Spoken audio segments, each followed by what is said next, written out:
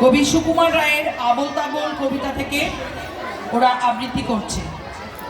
নমস্কার, আবোল তাবোল সুকুমার রায়।